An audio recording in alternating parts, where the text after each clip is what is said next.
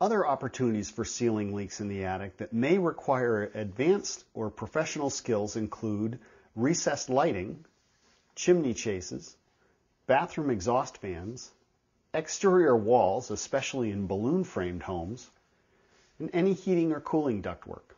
We've just addressed the attic, where warm air is leaking out of the house. Now let's follow Dave and Corey to the basement, where cold air is leaking in. And we're in an old Vermont farmhouse basement looking for some energy-saving opportunities that a homeowner could do. And we're going to look around, and one of the first things we're probably going to look at is the bulkhead basement door. Well, here's the bulkhead door. It looks just to be a pine board door with no insulation. No R value really, Corey. What? We are going to add some R value and add a weather strip to seal the air leaks around the door.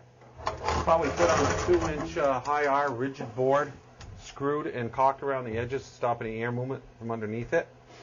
And on the outside, we're going to add a Q-on weather strip to stop the air leakage around the door from outside. So the first measure is going to be to measure the top. Let me grab my tape here.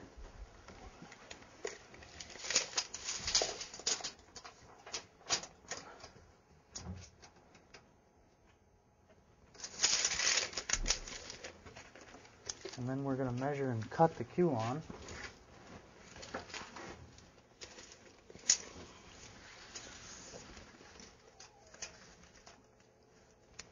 A hacksaw will work pretty good, cutting a weather stripping or a Q-on.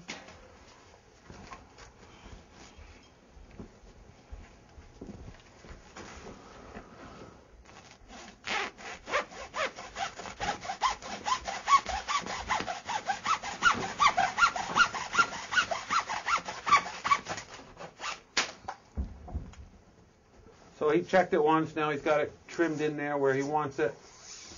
We usually fasten these in with some 6-penny finish nails, galvanized. We like galvanized, they hold a little faster than a regular stainless steel finish nail.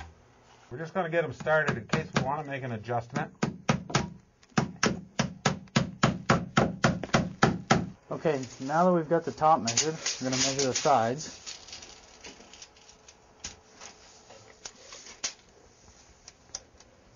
Now that we've completed the Q-on weather strip, tacking it up, now we're going to finish it with air sealing with some clear caulking.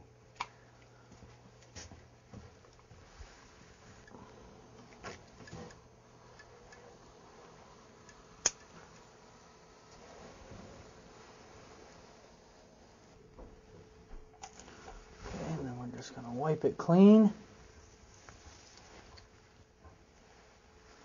Okay, and we're done with our Q-on weather strip, and we're going to move on to high R insulating the door. We're going to fasten some 2-inch high R board to the door, which just has an R value about 6 per inch, 6.5.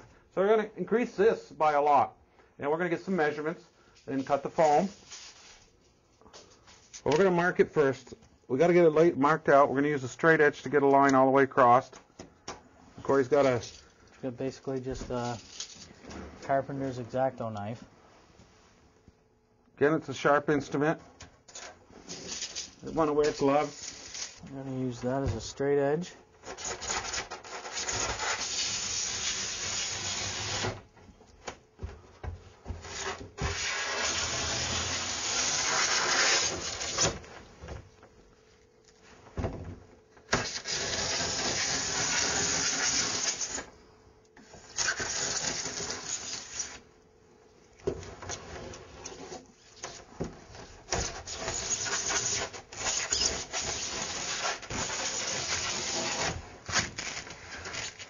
He's just going to cut the foil backing on the other side so we don't rip it off. Now we do have to cut out for the latch on this door. And we've marked that on the other side. We didn't measure this out. We just did an impression of the lock on there, and now we're going to cut out that spot. Them X-Acto long knives work good. You get through the whole 2 inches in pretty good shape.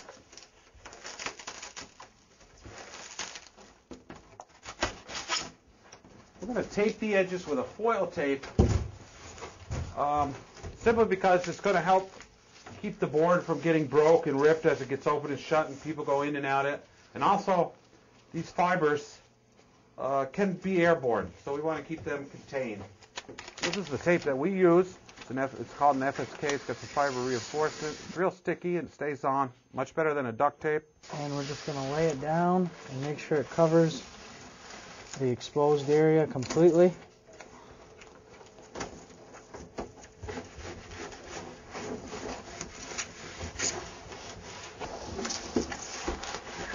And just a little bit for the latch.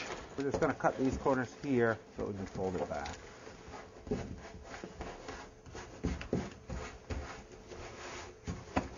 We're ready to fasten it to the door. So we're using a 2.5-inch sheetrock screw through a washer that you buy, so the screw head won't suck into the foam and it'll hold it fast. Like Corey said, we have pre-drilled these to make it a little simpler. We drilled them all in one big stack with a pair of vice grips and made them hold. And every foot to 18 inches or so. And now we just want to open the door back up. We want to take our caulking gun and fill this gap so no air movement happens behind the foam, because it basically degrades the insulation work we've done. So we're just going to put a caulk bead around all 4 edges. And the bottom side we did on the back of the high R, and when we stuck it to it, made that seal. Sealed up around the latch, nice. And there you go. All right, so we got this sealed up. Air sealed and insulated.